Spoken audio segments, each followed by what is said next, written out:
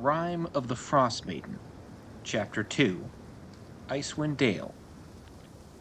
This particular chapter of Rime of the Frostmaiden takes the player characters away from the 10 towns of Icewind Dale and into the wilderness of Icewind Dale to different areas.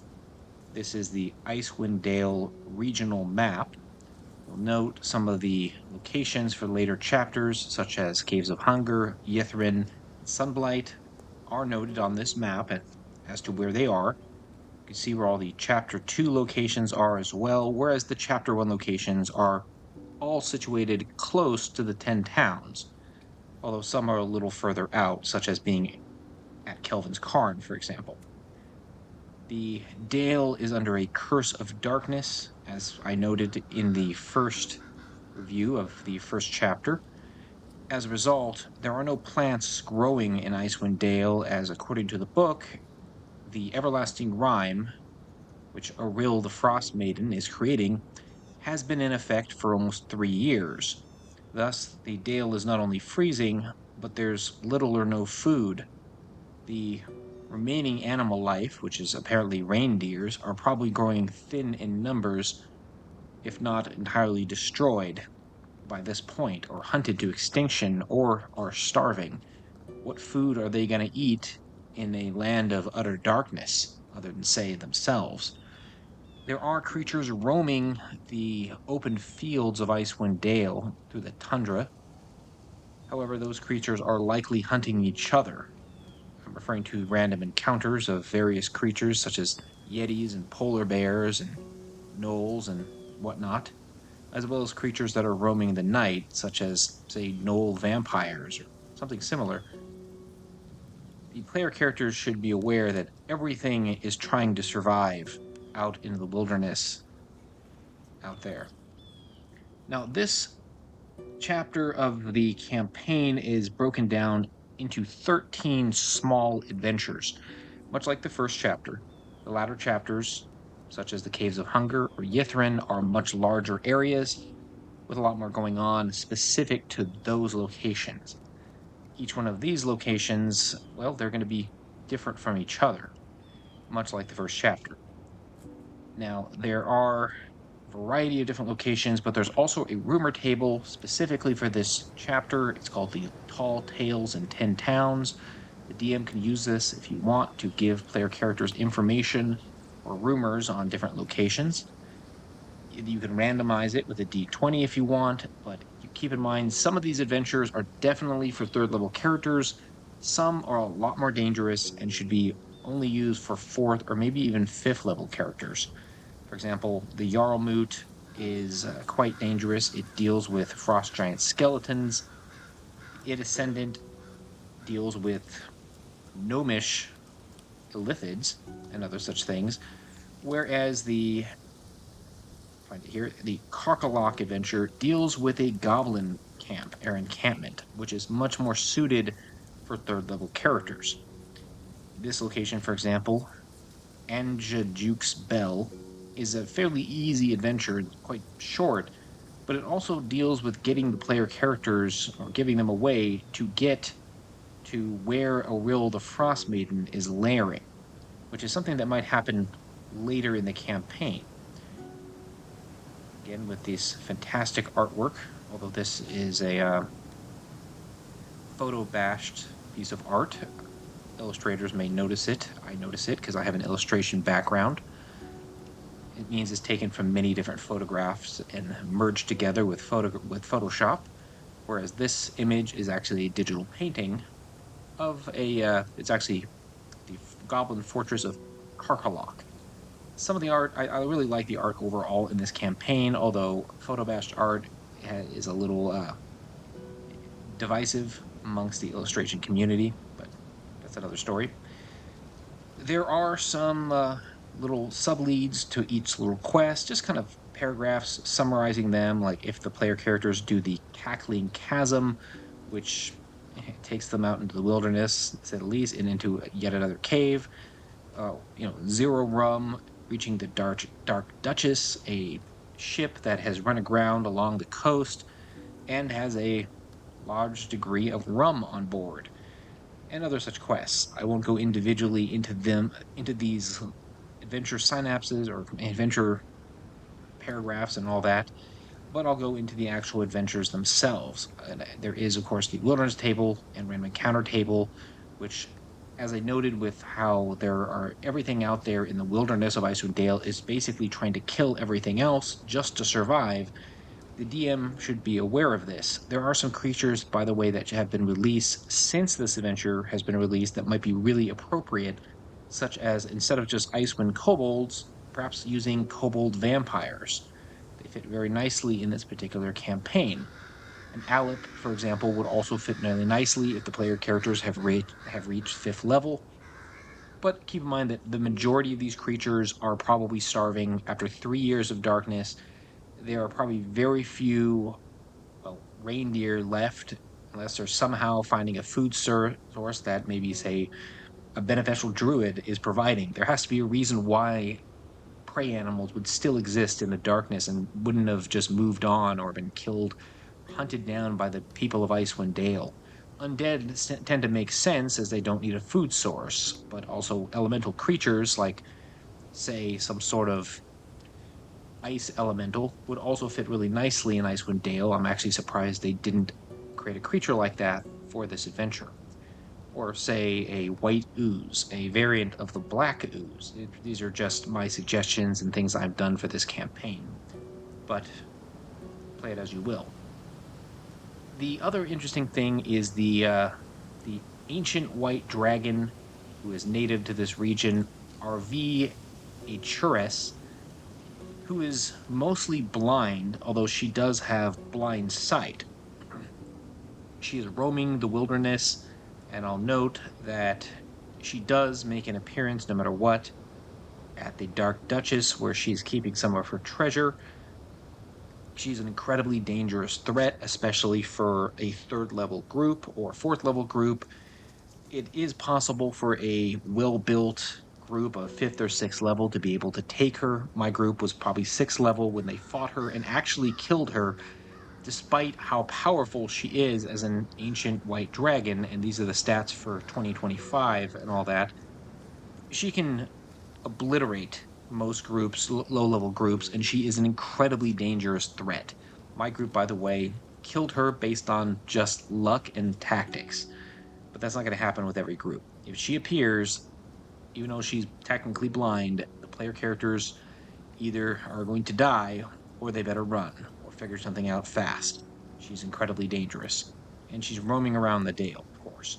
There's also some information on awakened animals, which have been awakened by some of the frost druids, which might be hostile and more or less on the side of the Frostmaiden, although they might be able to be reasoned with. This is a great little addition for role-playing purposes, say to have a polar bear or, a snowy owl or a reindeer that the player characters can interact with. Apparently, this reindeer has glow-in-the-dark antlers that emit light. Using the elk stat block, the DM can go many places with that, I'm sure you can imagine. There are a number of dwarves living in the area that are also miners that live in Kelvin's Cairn and maybe out in the wilderness, not counting the Dwergar that are out there. And there are berserkers that are infected by the Chardelin shards and various Chardelin equipment who are driven insane. Player characters might encounter them. And other such creatures that are just, again, roaming the area, including the frost druids, who are essentially the clergy of Aril, at least in this adventure, although DM could also put in a priest of Aril that might be an interesting threat as well as frost giants. Nonetheless, looking at the actual adventures, and again, there is a reindeer herd in the campaign still. How they're surviving, I have no idea. There has to be some magical means for them to be able to survive in this wilderness with no food after 3 years. Going into the actual adventure, once you get past all the different creatures the player characters can encounter, the first location you get is Angajuk's Bell, which is a very small location, and you'll find that it's something the player characters will come across, and if they if they want to go across the Sea of Moving Ice to get to where Goril is currently layering at a fortress made of ice out there amongst those shards of ice, but it's also something they might randomly encounter or hear about just because of rumors. Essentially, Anjajuk is a sperm whale who has been awakened and has a little magical container on its back to help ferry the player characters back and forth. He's essentially friendly. However, there are some whale hunters that would likely come here to attack him if they can, as well as some giant vultures. The player characters might come here initially or find this location at third or fourth level and might speak to Anjajuk and realize that Anjajuk might be really useful later if they had a location they could, say, go to or need to go to. Now, as you go into here, you'll notice the major enemies here, again, are giant vultures. Anjajuk could be fought as an enemy, but it doesn't really make sense for the player characters to do that unless your group is just a bunch of murder hobo players, which hopefully they're not. But really, the whale hunters, who are a bunch of thugs, are going to be the main enemies here, who are literally hunting him for whale oil, which completely makes sense in this campaign where oil and supplies are in great demand, and the meat of a whale is going to be very valuable as well. This is Anjajuk, by the way, with his magical dome-like contraption on his head. He seems like a very happy whale, white whale, I'll note. And again, his main purpose is to take the player characters to Aril's abode later in the campaign. The second location, I will note, by the way, his location, I would rate it for mostly third or fourth level characters. It's kind of a 3-star location, as it's really simple and there's only some basic creatures here. He's the most unique thing about it, but it's not a really super interesting location. The Black Cabin, on the other hand, is almost a notorious location. It is a haunted cabin, the result of a follower of Lathander who's tried to, well, 6 months after the Everlasting Rime began, attempted to create a device called the Summer Star to control the weather, which is similar to a Mythalar of ancient Netheril. In fact, he's using an ancient book from Netheril to be able to create this device. Player characters are likely to come across the Summer Star and possibly try to reactivate it, and likely get one of them disintegrated, which isn't necessarily the end of the adventure for that player character. The creator is a sage named Macaritas, who is currently dead and trapped in the border Ethereal, where he's taking on the form of a giant head. If the player characters die there, as long as they're reasonably intelligent, they will likely end up in the border Ethereal as a spirit and can communicate with their friends back at the Black Cabin in odd ways, such as trying to write their name with their fingers on the windowsill and pass messages. This could be a very, very interesting role-playing encounter, if depending on what happens.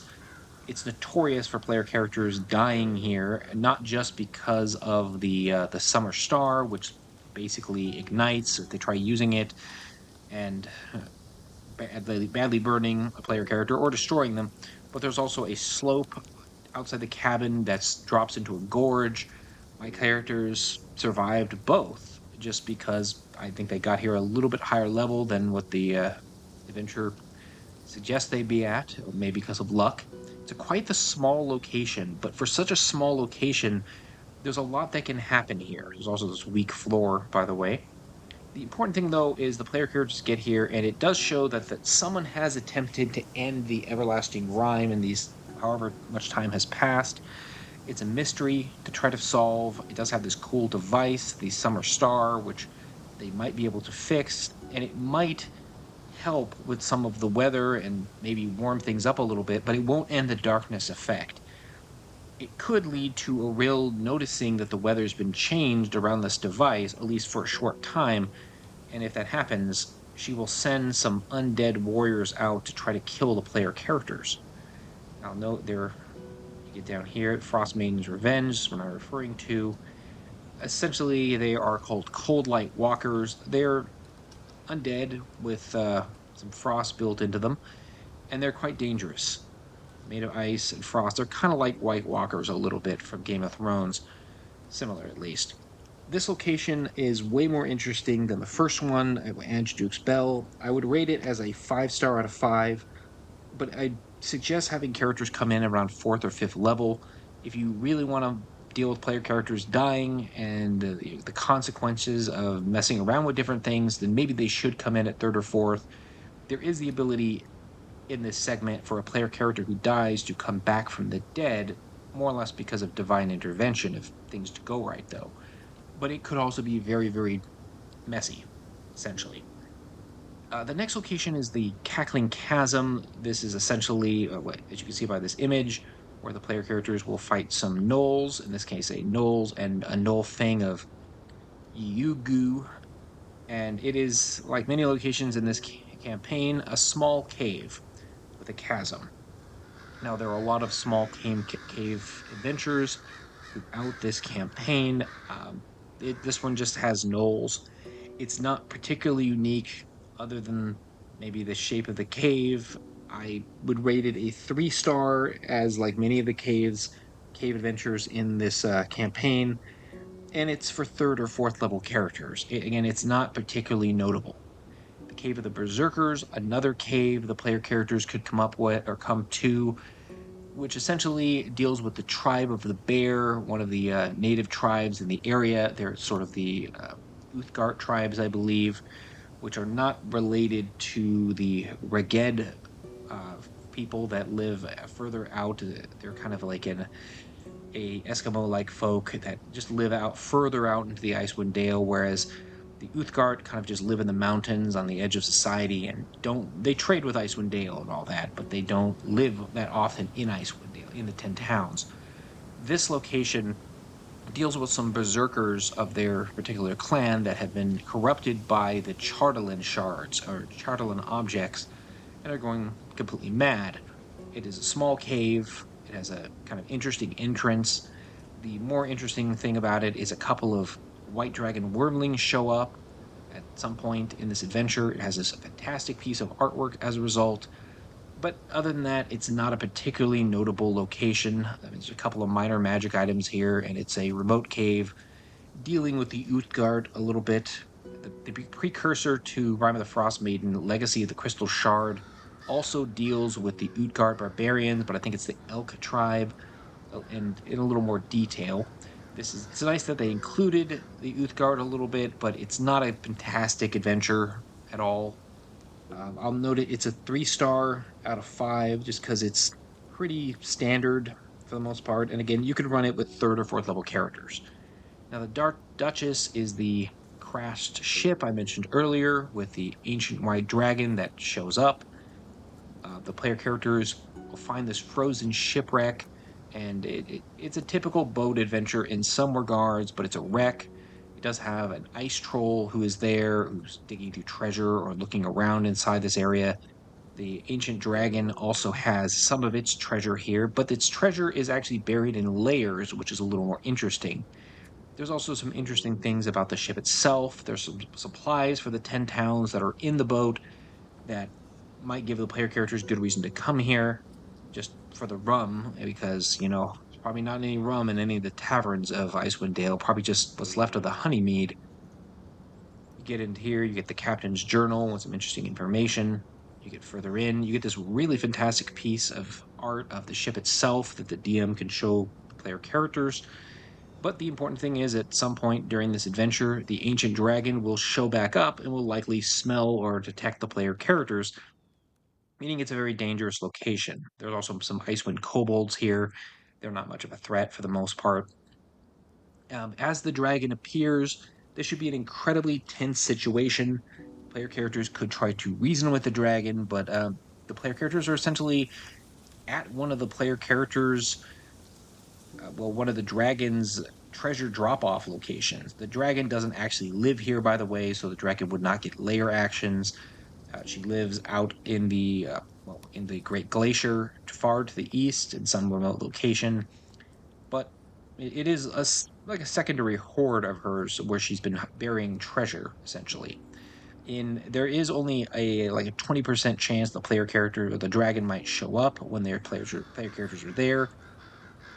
But perhaps if the DM hasn't rolled that the dragon will show up, maybe putting in some hints that the dragon has been there recently, like there are white dragon tracks of enormous size in the area, or even some white dragon scales of extremely large size. player characters should think about whether they want to stick around there for very long.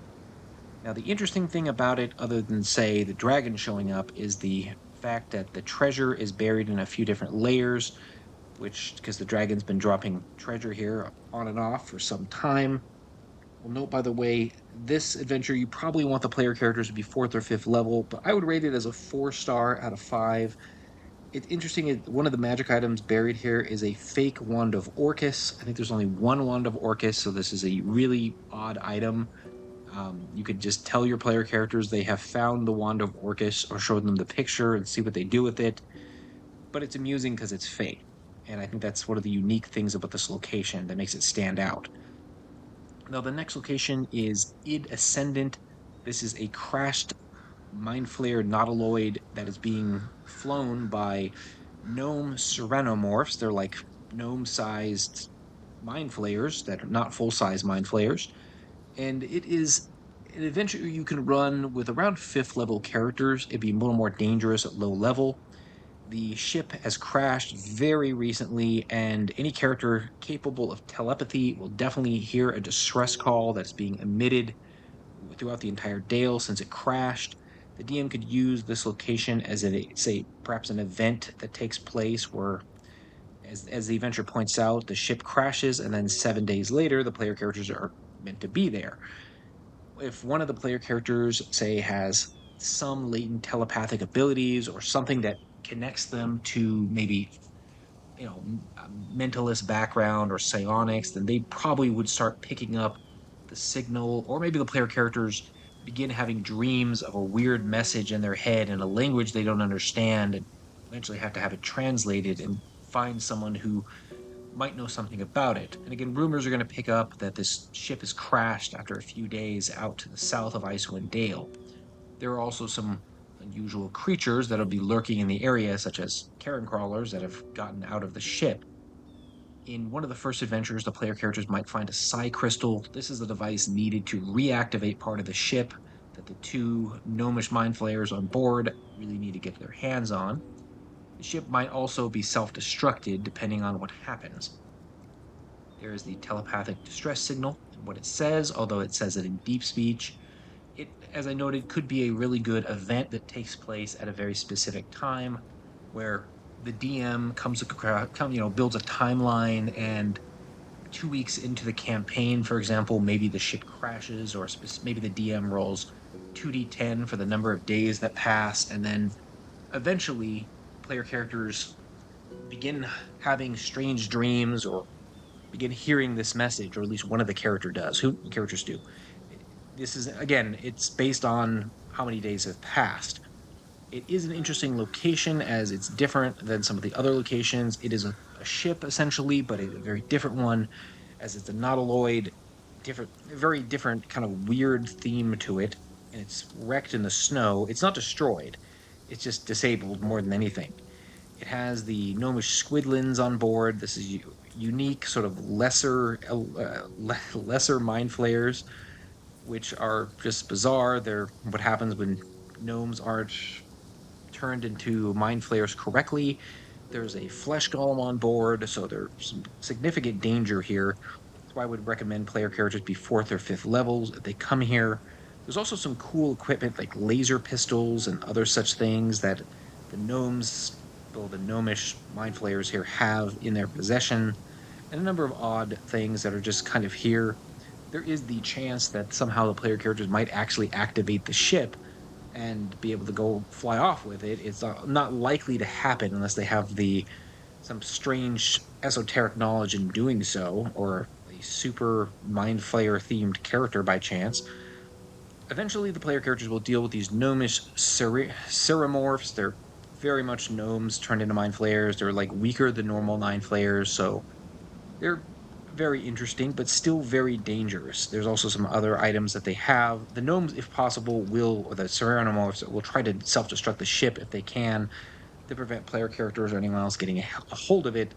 But then again, these ships cannot be built anymore according to the lore, as the mind flayers have lost the ability to do so.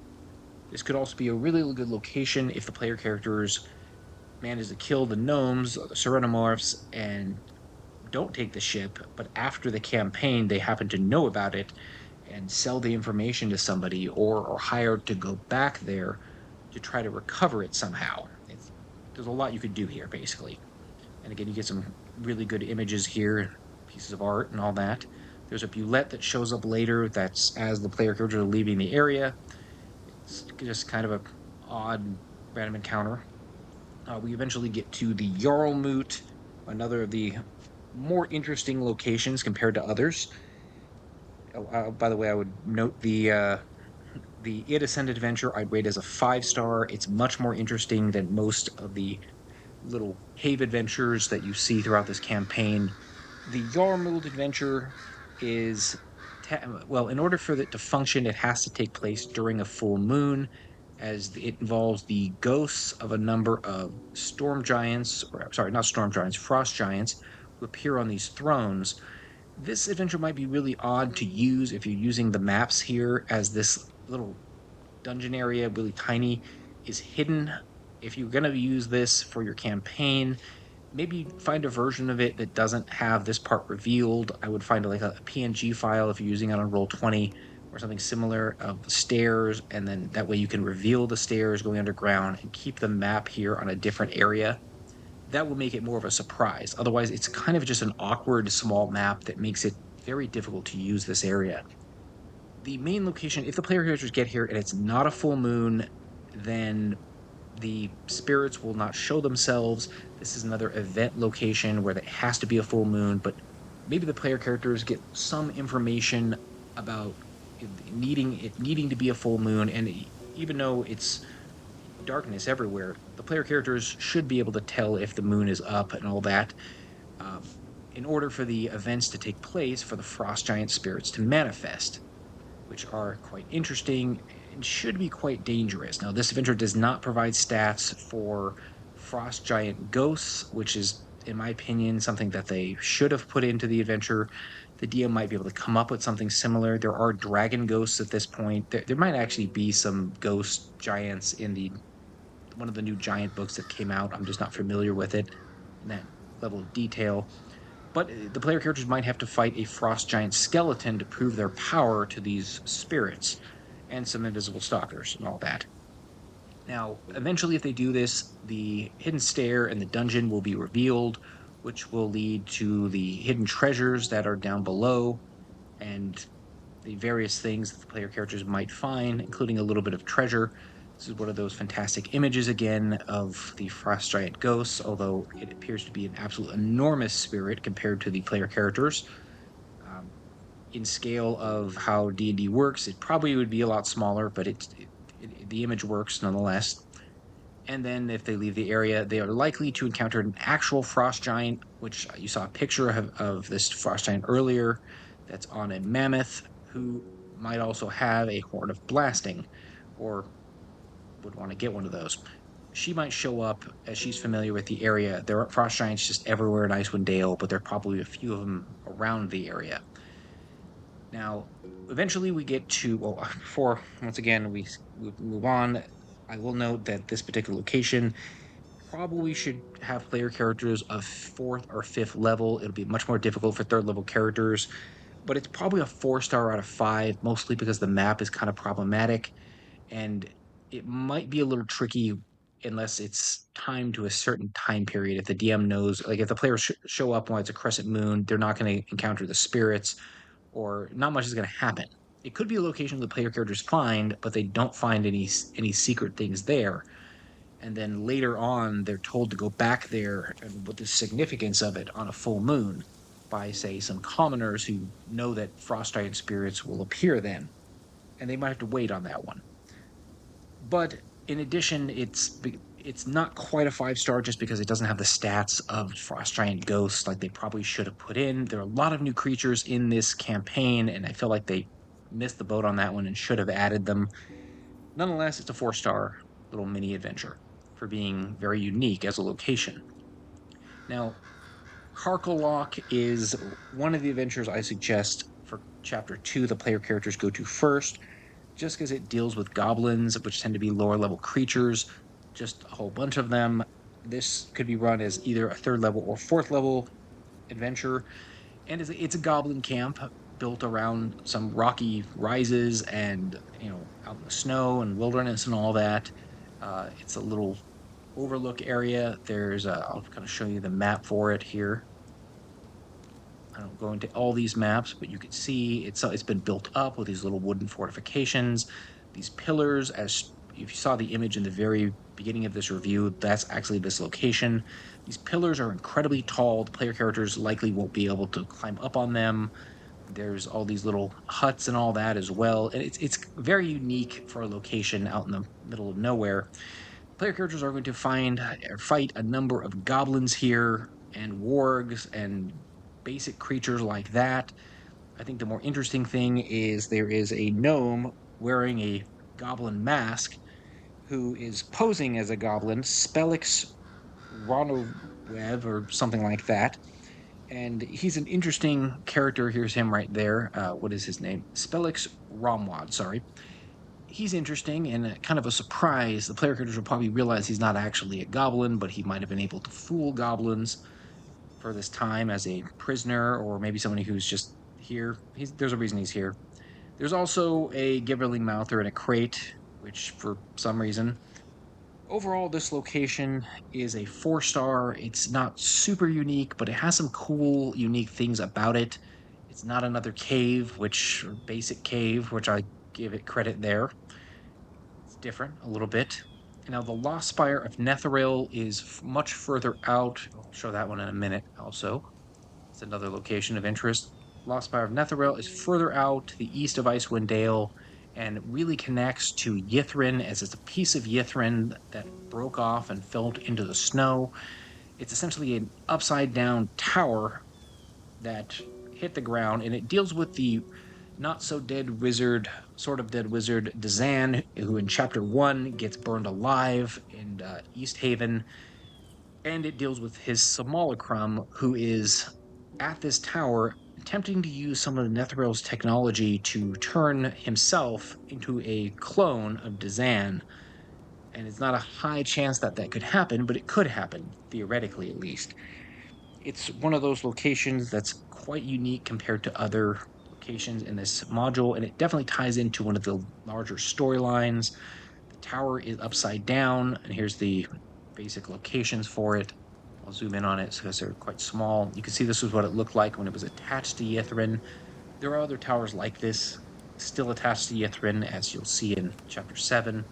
Here's what it looks like upside down, and what's left of it. It's been sitting here for over 1,000 years, and the individual rooms and all that. And again, everything's upside down. And there's a little tunnel digging through parts of it that's sort of interesting and connects it. But there are some interesting old tomes from Netheril here, very interesting and probably very valuable. There's a white lingering around as well that's loyal to the simulacrum, I believe.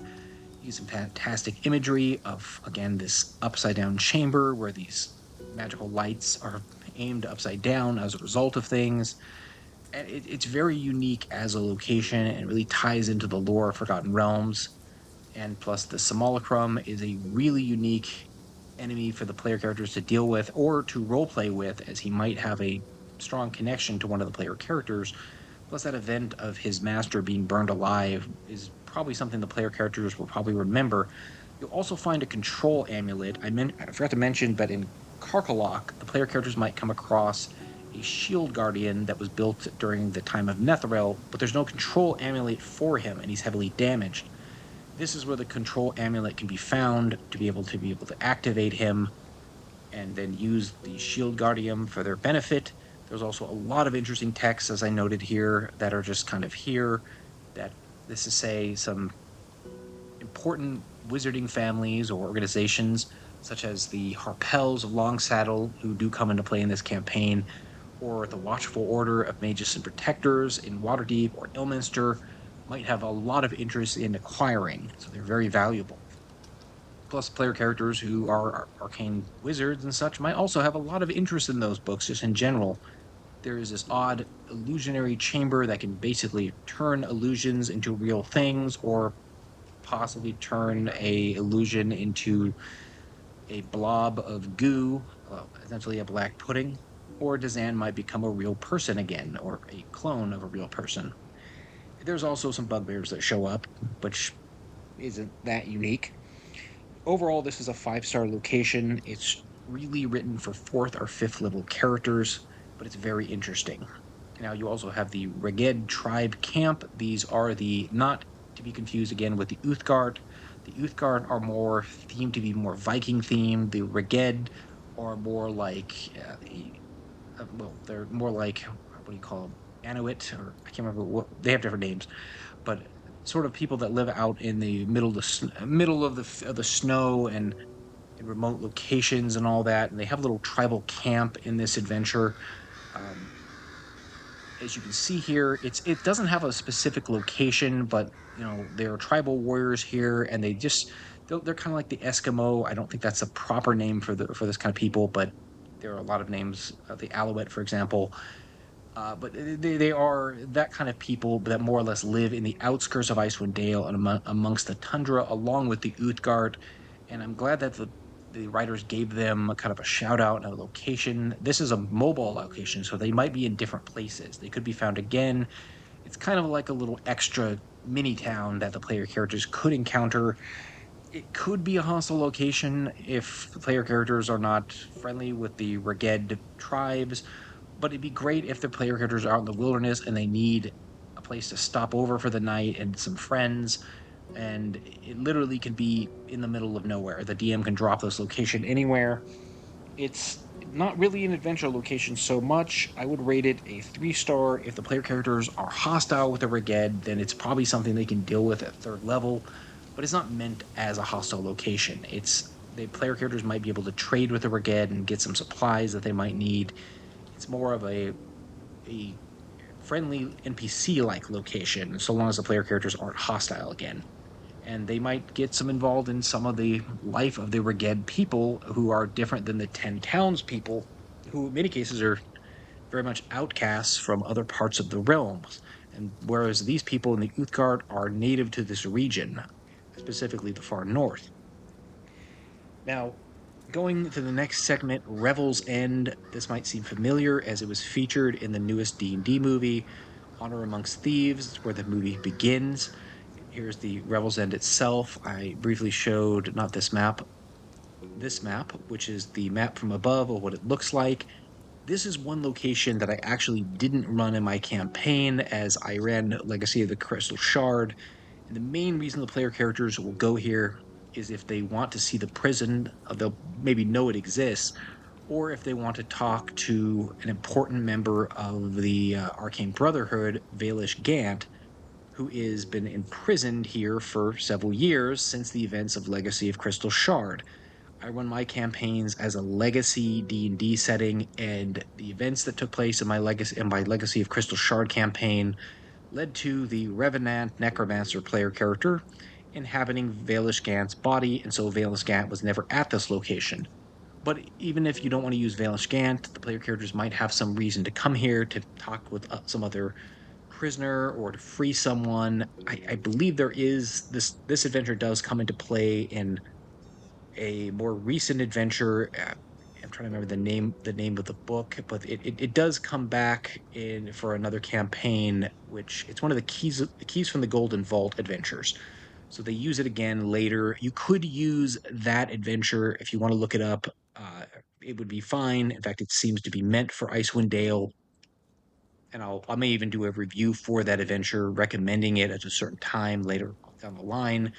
Essentially, it's a fortress, and it's a Panopticon fortress, so everything is in the center tower here. Now, I will note you can see the different tower levels. They must have really high roofs here, as the tower is quite tall. The prisoners are kept down here in the actual cells, and it's a terrible place to have to be imprisoned out here in the middle of nowhere in the freezing darkness and cold. It's depending on what the player characters do, it's going to be a difficult thing to break into as it is a prison. It is a very unique layout, but there's not a lot of enemies here. There's just some veteran warriors keeping a hold of things. There's Valish Gant, who is essentially an abjurer without a spell book and who can't access his spells. The cells have anti-magic fields around them, so the people trapped in them who can cast spells cannot cast any new spells or do anything like that.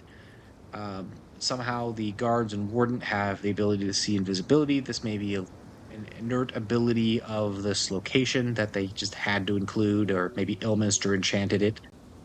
But it's not a super complicated location. It is interesting. I think they did a good job with the layout. So overall, I rated a 4-star location. And it's really, if the player characters are going to come here, a third or fourth level location, depending if they need to speak with Valish Gant and say get information on the Arcane Brotherhood, who have had a presence here. And there's some information on the other prisoners who are all very generic.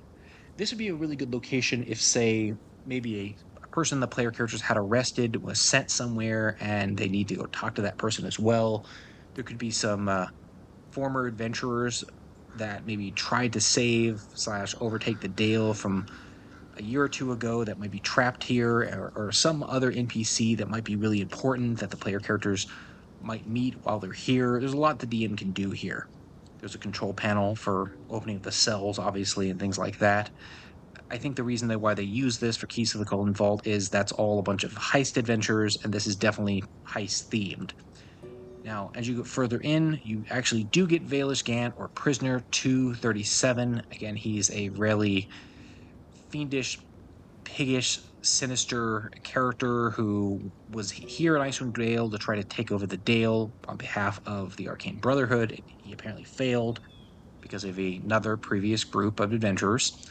And again, he's a prisoner, and he's just a wealth of information. He can't cast any spells while in his cell, but he might tell the player characters more about Dazan or the albino tiefling Avarice, who's a member of that organization, or Valen Harpel, who will show up later in the campaign and will try to get the player characters to escort her to Yithrin. Again, she's related to the Harpels of Longsaddle, and a mage who doesn't really matter, Nas Lantomir, who Gant says she's a nobody, and whose corpse they might find later on. He's a wealth of information should the player characters seek him. This isn't an adventure the player characters have to go on, but they might go on it.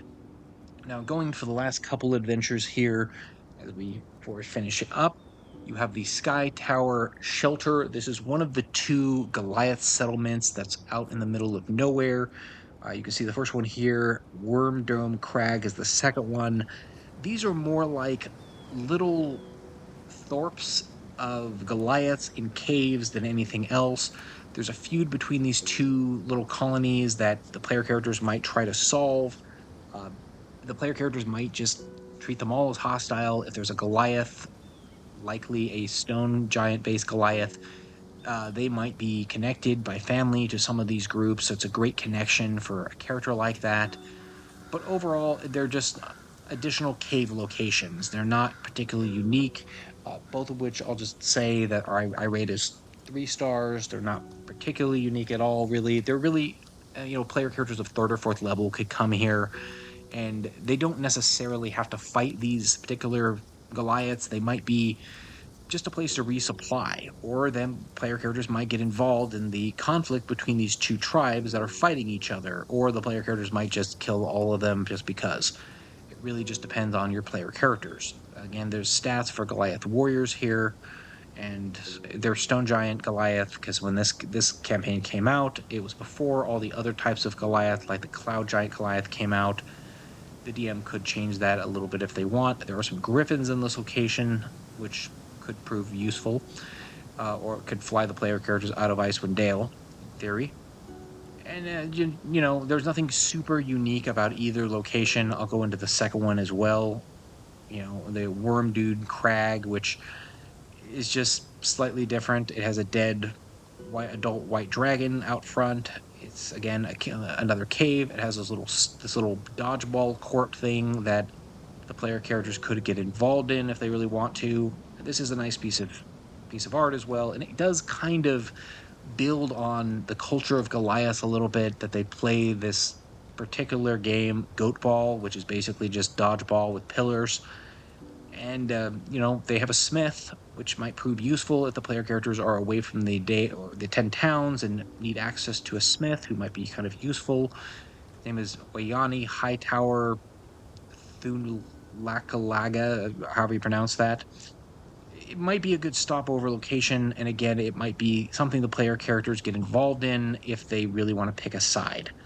Now, overall, like I said, these two locations are a 3-star. They're not something the player characters absolutely have to get involved in unless they really want to. But there are a lot of interesting locations throughout this chapter that the player characters should get involved in. Lost Spire, the Black Cabin, Andajuk's Bell, the Dark Duchess, Yarmood, Karkalok, all these, It Ascended, all these are great locations. I'll note It Ascended is pretty close to Sunblight, the location for Chapter 3. I wouldn't necessarily send the player characters out there, but don't let them know that it's there unless they happen to come across that location. It is more dangerous. It does deal with Dwergar, and I will review that as our next chapter. Overall, as a location or as a chapter, I would say this chapter is slightly better than chapter 1. I rate it as a 3.75 based on each little individual location to review. But it's better mostly because it has a few more interesting locations than, say, as many little caves, although there's still like 3 little cave adventures, 2 of those being Goliath caves, which are really just 2 Goliath groups that are pitted against each other, and the Cave of the Berserkers. I do like the fact that they did include some of the other peoples that live in Icewind Dale and in the area, including Goliaths and the Berserkers, which are more or less the Uthgard, and then somewhere roaming around the wilderness is the tribal camp of the Reghed and all that. It's nice that they included that. I kind of feel like they could have included another location at Kelvin's Cairn, maybe with the dwarves, but they didn't. There is another location there that isn't on this map, by the way, that was part of Legacy of the Crystal Shard. It's the original Verbeeg Cave. You can find maps for that online. I redid the entire map and have a version of it on Dungeon Masters Guild as well. And there are a few other random locations from that module as well that are scattered about Icewind Dale. Since we're looking at the big map, I mentioned in my first Chapter 1 review that there is another adventure from 2nd edition about a sunken tower called the Accursed Tower. It takes place about right here on the western side of Mare Doldan. The DM could run that in conjunction with Icewind Dale as well, if you'd like. And if you played the Icewind Dale video games, many of which, the first one I believe takes place around Kelvin's Cairn, the second one begins in East Haven, and then travels south into the valleys to the south here into the Spine of the World. There's actually an unofficial location out here that's a giant tree called, I believe it's called Kuldahar or something like that, and it's a giant oak tree where it's always summer and the druids control it. It's an interesting location that the DM might need because the druids have more ability to, say, raise the dead than any clerics in Icewind Dale right now, unless the DM wants to come up with like a remote cleric who lives out in the middle of nowhere, for example, like a cleric of Shandakul, who is the god of the winds and wanderers, who lives in the middle of the Dale and who happens to be high enough level but doesn't go on adventures or something like that. If a player character dies and they need a Hail Mary or something. Anyways, guys, this is the conclusion of this particular review. I'll be doing Chapter 3, Sunblight shortly. Overall, if you like these reviews, please like the video and please subscribe and stay tuned for more content.